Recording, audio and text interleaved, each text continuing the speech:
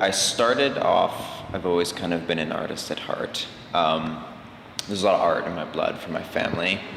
But I graduated from UVic, got my BFA for visual arts about a year and a half ago. I can never remember the exact date when I graduated. It's all kind of a blur after then because I've been doing this and that and this and trying to get as much done as possible. But as far as art went, after I graduated, part of graduating this was my final grad project was not exactly this, but a space similar to this. And I kind of grew upon what I had originally, and that's why these pieces and this show is called Neon Black Revisited, because for my grad show, the part in the group show was called Neon Black. So I had a lot more to give this time around, and I had a different space to use. So rather than rename it or change what I was doing, I decided to call it Neon Black Revisited, because there's a lot of people that did not get to kind of experience the space that I get to create. So that's where essentially the name came from. And as far as what started all this, it's hard to say. I was always into science fiction as a kid, and I wasn't born when Tron came out, but when I found out about Tron, that was a huge inspiration on me, as can be seen in the work. I do a lot of 80s kind of movies, a lot of 80s science fiction movies have been like a huge inspiration on me, and even things like Escape from LA and Escape from New York, like action films as well. And like kind of like classic 90s horrors like Event Horizon. So a lot of film inspires what I do. And that's kind of where it essentially started, and from there I kind of did my first piece, which unfortunately isn't here for me to show you. I still have it. I don't think I'd ever sell that. But my first piece, I kind of tried something different because I'd never ever done black on canvas. And it created this kind of mountain range, this geometric kind of retrofuturistic mountain range. And essentially from there, it just became everything that I would do. Every time I would think of something, it would always be in that kind of ethereal, otherworldly space when I was creating paintings. Like any painting that I do would be just centered around that, and it wasn't directly me working towards a body of work. It was just whenever I did something, whether it was doodling or anything, it just kind of became part of what I was doing. And I guess that's when the release of all that inspiration I got from like film and video games, anything like that, and novels that I had read, and just kind of burst forth from me. And once I started one, that's all I did. And I've been doing these paintings for about 3 to 4 years now, I believe. Actually, I'd say more along the lines of 3 years. The ideas are in my head for around 4 years, but it never came to fruition until about 3 years ago. And I've just slowly been building up this kind of world that I've created. And this has just been part of what I've been doing with my art as far as all of it goes. When I started doing them, they were very kind of flat, and just they didn't have any depth to them. I mean, they had depth, but it wasn't essentially, there was something missing from them. And at the time when I was doing them, I didn't know they were reactive to black light. And so when I had been showing them, a very good friend of mine told me I should try putting them under black light to see what happens, because she does a lot of light installations and work with light. And so I put them under black light, and it kind of created this entire world, the world that you're looking at now. it completely changed my view to just doing these paintings to actually creating this world. And that's where the black lights came in and how it creates a space. Because from then on, it was a change from creating this world to creating a space that people could enjoy the world. Because seeing these in the daylight and in a different space, it's a lot different. They're still otherworldly in a sense, but they don't kind of create the same space as I believe they would with the black light. Yeah, and once I had started doing that, that just became me needing a certain space to display my art where this could work.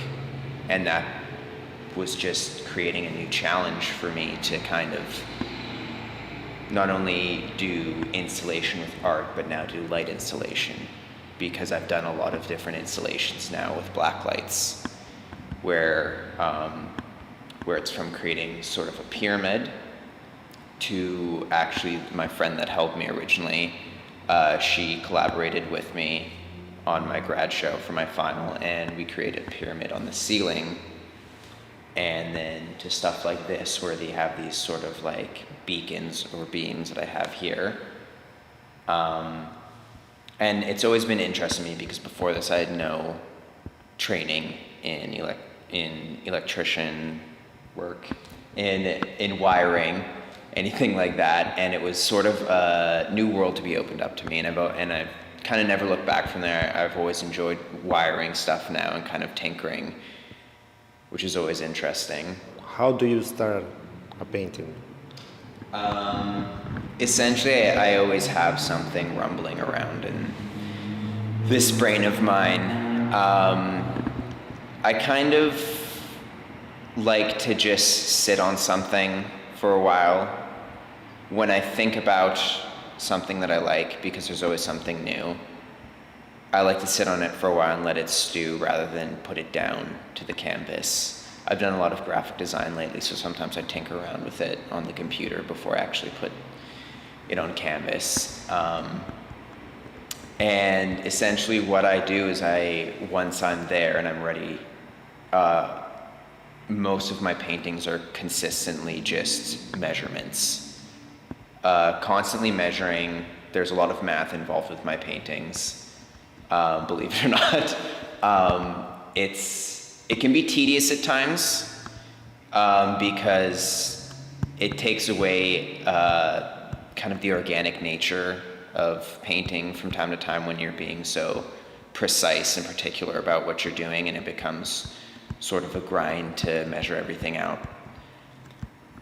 But then I also have other paintings where I tend not to measure anything. And you can see the difference in some of the paintings. Some of them feel a bit more ethereal and other ones feel a bit more solid and thought out and sort of mechanical in nature. And I think that was a huge thing with me, was changing between organic and mechanical with my paintings, because everything in nature seems organic, but a lot of them seem very mechanical and cold in a way. But as far as actually doing my paintings go, I use all fluorescent paint. For the most part, there are some paintings that I specifically choose not to use fluorescent paint, but I use in the same kind of complementary colors rather than using something that would take away from the fluorescent paint. So essentially, when I'm done measuring it out, I use a measuring tape to sort of create what I'm creating depending on the different types of painting that I'm doing. And you'll see a lot with the other paintings that there's sort of a fog or a mist or some sort of glow, and essentially what that's fluorescent spray paint. So that's usually the last thing that I do, is the spray paint after I'm done drawing everything out and lining everything up. I use fluorescent spray paint, and it took a while to get used to. You can see the different types that I've done over the past, because some of them seem a lot heavy and some of them seem a lot light, and it takes a lot of practice to get used to spray paint. And even different styles that I want to emanate from the different paintings that I'm doing. But essentially for those paintings, it just tape off everything that you've done and spray the area that you want, and you get sort of the style that I go with. And once that's done, I put it under blacklight. Sometimes I put it under blacklight while I'm doing it just to get a better idea. But once I'm done, I put it under blacklight and see if there's anything that needs tweaking, and that's usually what comes to my paintings. Some people say that naming the paintings are the most difficult part. For me, it's difficult because I see my paintings in a way that they're stills from another world, or sort of just sort of a glance from some sort of Xanadu that I see in my own mind.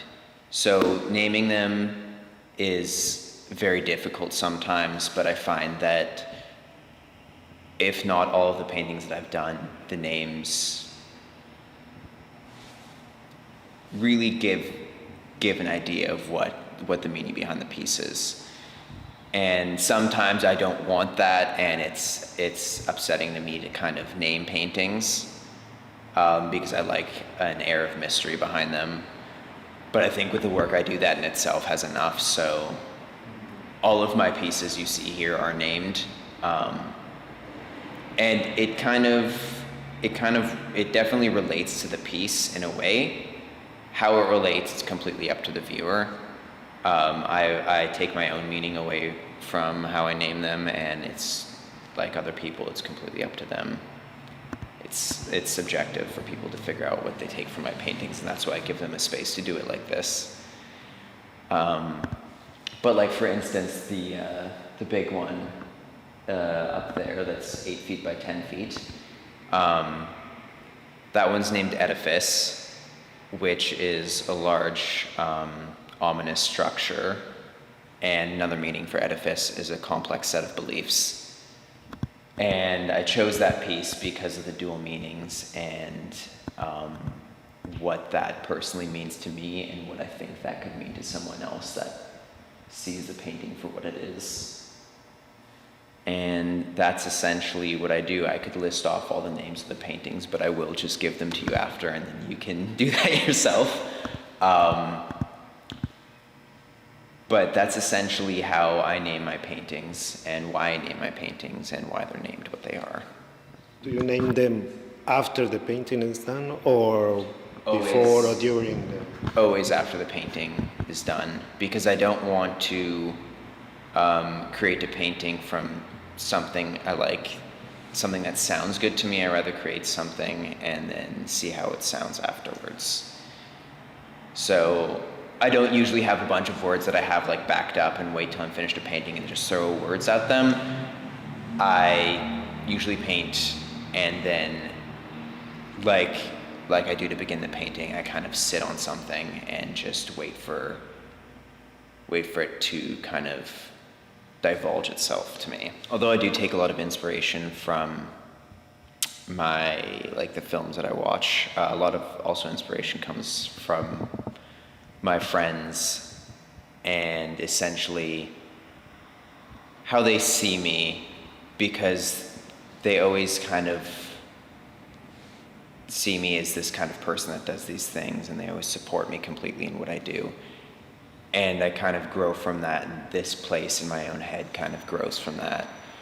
And it's always been something that I've found interesting, because once I started this stuff, it's just never stopped, and honestly, it'll continue to grow, whether it's on painting or through graphic design or something or other. There'll always be this kind of space in my head that keeps growing. This, as I've kind of coined it, the kind of neon black world that I've created, and I've wanted to be sort of the center of my life, and I think it has been for so long, and I think it will continue to grow and become this place that everyone can kind of see and enjoy themselves, because essentially when I create a space like this, I want people to be enveloped and absorbed in it and completely taken away.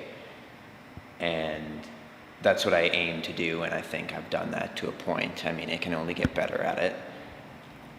So hopefully somewhere down the line you'll see more of these, and you'll see a bigger space and a better application of this space and use of it. And I hope to see you again soon.